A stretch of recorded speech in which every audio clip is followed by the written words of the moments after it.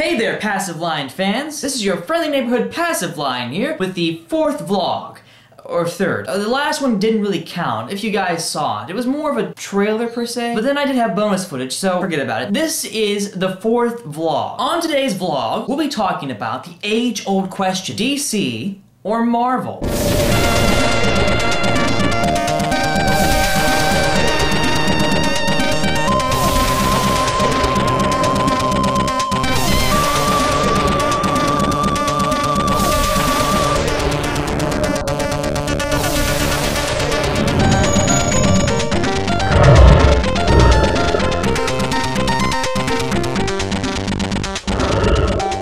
Okay, so I understand that being Passive Line Games, that generally my vlogs would center around video games and the whole gaming industry. But think about it, Marvel and DC cover not only just comic books and movies, they also expand into the game genre, so I kinda get away with this, right? A very good friend of mine sent me an email last weekend about whether or not Marvel was better than DC. And really, I had a hard time deciding. To be honest, I can't wholeheartedly say I like Marvel over DC or vice versa, but rather I like specific characters within each universe. Passive Line fans, I have a confession to make. I'm not the biggest comic book reader, but that still doesn't mean I don't know a little bit about each of the universes. Bear with me, when I get excited I tend to ramble on. Please feel free to hit the subscribe button whenever you feel like it. Let's see, who to start with? Marvel or DC? Marvel or DC?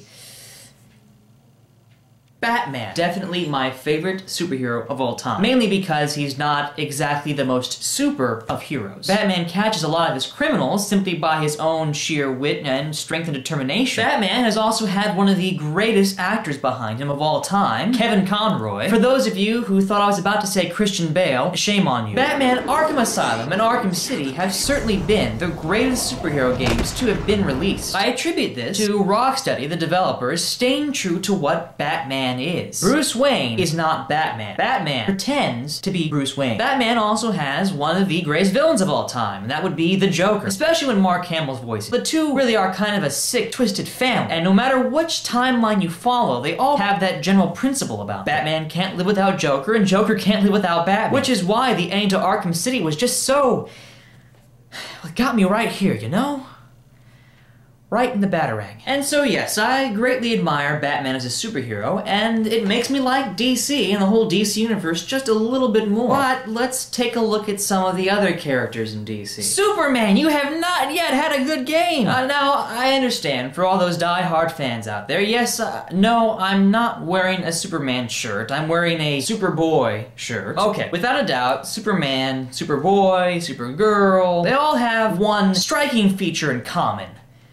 They're super. I mean, when you think about it, Superman really can do it all. He has ice breath, he's got laser eyes, he's got super strength, he can run super fast, he can turn back time, apparently. And let's not forget he can fly. And now, these are all things Batman could do, mind you, with a little bit of time and some technology. But yes, Superman probably gets them done faster. A lot faster. Superman as a character, though, is a difficult protagonist for a video game, considering you can do so much. And just how much control are you going to give the player? And then how do you map that out onto the controller? But I mean, looking at Rocksteady's Arkham City, the potential is there. But it's been confirmed that they're not doing an Arkham 3 yet, but rather they're taking a bit of a small break to work on a new Batman title that will deal more with the Justice League. So we probably will get to see appearances from Wonder Woman and Superman and such, and hopefully we'll get to play as them, even if they're just downloadable characters. But I'm getting a little bit off topic. Alright, moving on.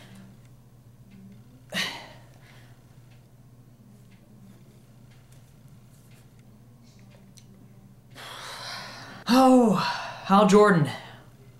You let me down. I was looking forward to that movie, I really was. I don't think I'm alone in saying that it was probably the roughest hour and a half of my life. Green Lantern had the potential to be so much more. And they gave us that. But to be honest, I'd sit through the movie any day if it meant not having to play the game. Which I did. And I got through the whole thing. And I didn't want to, but I did. I don't know why I did. Please don't ask me. Look, I don't want to completely rip into the entire idea of it. I don't know. It's a bit of a delicate subject. Maybe I just ought to avoid it and go ahead and move on. Well... I don't even have a shirt for Wonder Woman. Unfortunately, the TV show that was planned for Wonder Woman didn't even get off the ground. I think the problem with a lot of what DC does with their media is that they're not making everything over the top enough. You see, it's the one thing that Batman's gotten right so far as the games are concerned. There are elements that we can relate to our everyday lives, but ultimately what it comes down to is a guy in a bat suit on a rooftop fighting some kind of crazy clown. But the minute you try and put Wonder Woman in a suit and say that she lives a day-to-day life in some kind of 9-to-5 job, and then at night becomes Wonder Woman, well, it just doesn't quite seem to work as well. So then let me leave DC with this. One sec. That's better. So what is DC doing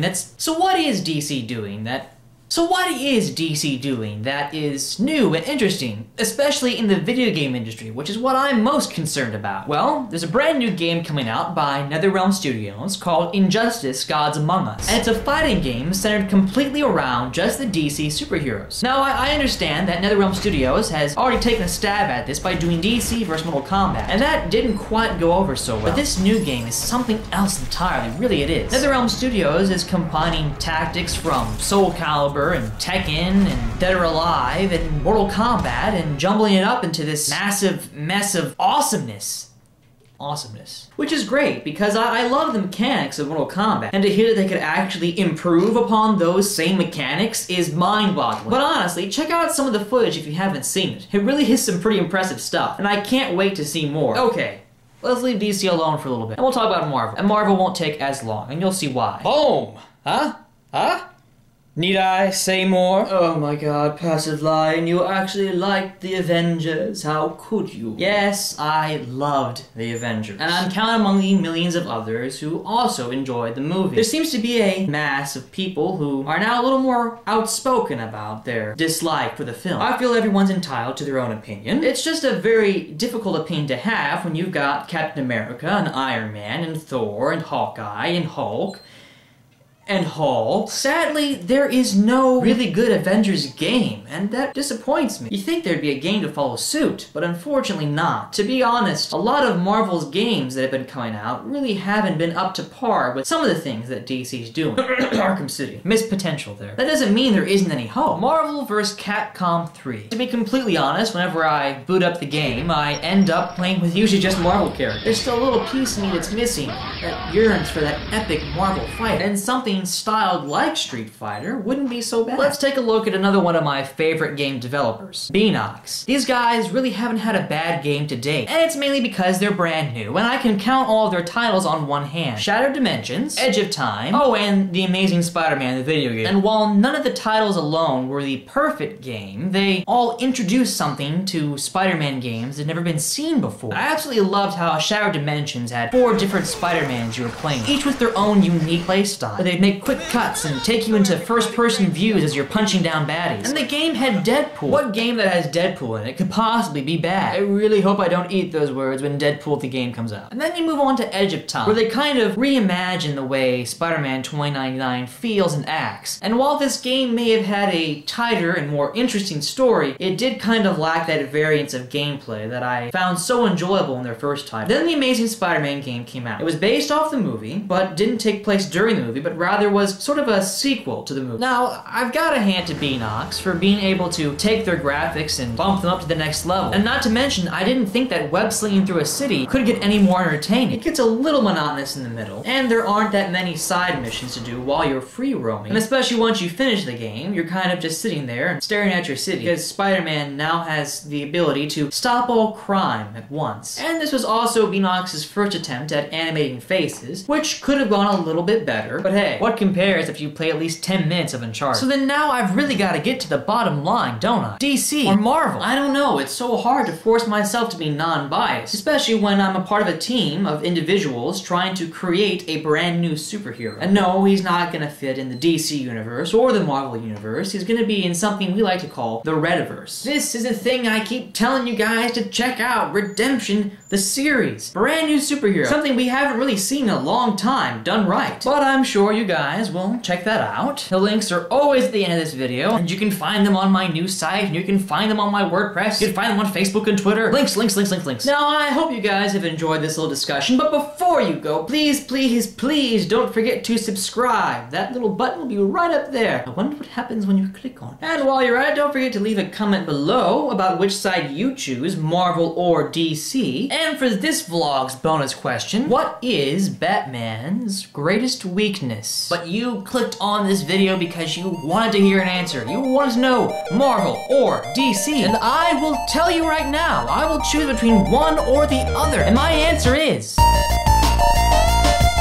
I can choose to color a picture with the red crayon, or the blue crayon, or the green crayon, but I'm still coloring a picture. He's right behind you, always watching. And just because that picture was drawn by a croaking baby doesn't mean the genophage is any less significant.